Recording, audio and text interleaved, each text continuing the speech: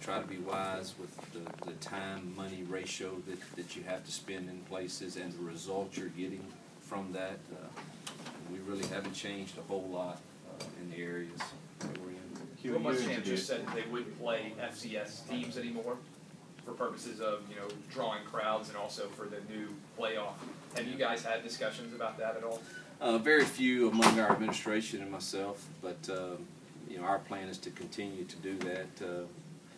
I know that there are some pros and cons. I get that.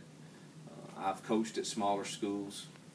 I know the benefit it gives to them, so I kind of look at it from their side also, and certainly from our side right now in the stage we're in. You play the 8-game SEC schedule and another BCS opponent and probably 2 more quality opponents.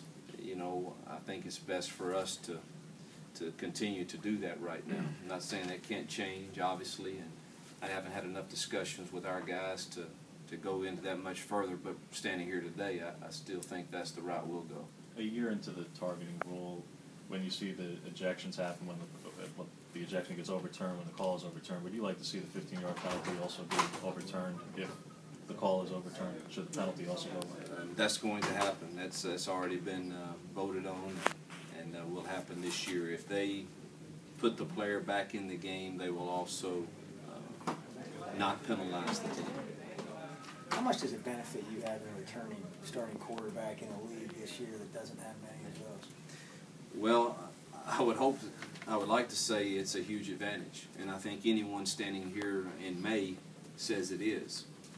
But it's been proven. I mean, Johnny Manziel wasn't a returner, Nick Marshall wasn't a returner, and those guys did pretty good. So I'm sure there's other guys that will do that. But standing here in May, does it feel good to have a guy that started a bunch of games for you coming back that's thrown for a lot of yards? Absolutely it does, and I think he's matured nicely and hopefully can have a healthy senior year. So that doesn't mean he's going to be the guy in the league this year, but standing here today, you feel better knowing than not knowing. How concerned were you going into last season about the health of his shoulder? I was concerned because he never got to rehab it and just wasn't sure how it would deteriorate throughout the year, and it did.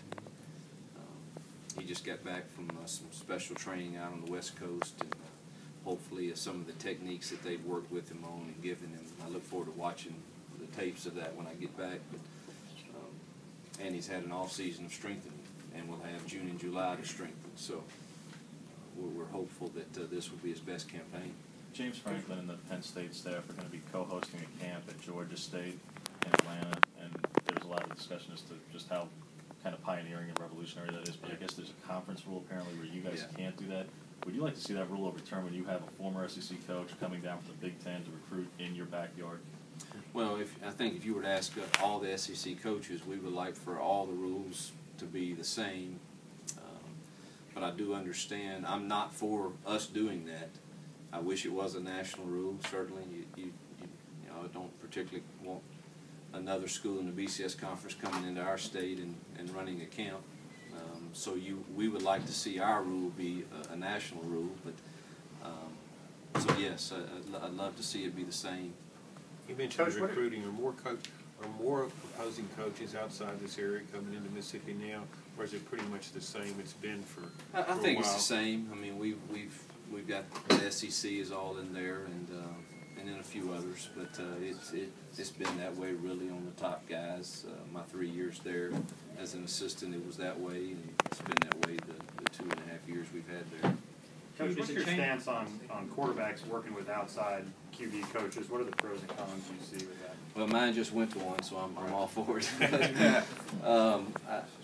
This is really my first experience with it. Ours was brought about obviously because of injuries and just feeling like I want to make sure I give him the adequate help.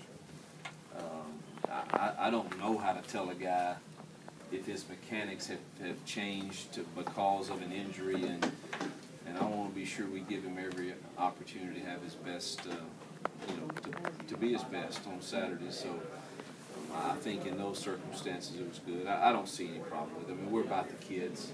As long as there's no benefit other than technique and work and coaching, and he's got to put it in. And find a way to pay for it himself, and like what we just did, I'm all for it. Coach, is that tough to do though, because you're hearing two different voices talking to a quarterback about how to do his mechanics, and sometimes, you know, as an athlete, it's tough when you're out there thinking instead of reacting.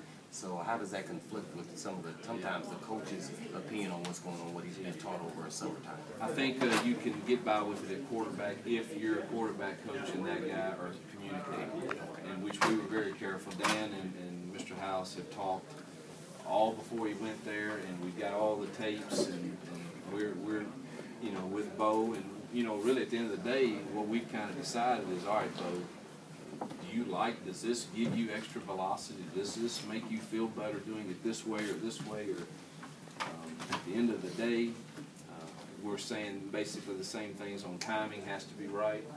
Now, if there's something that makes you feel better on your release or anything, we'll kind of lean to Bo on that. Hugh, next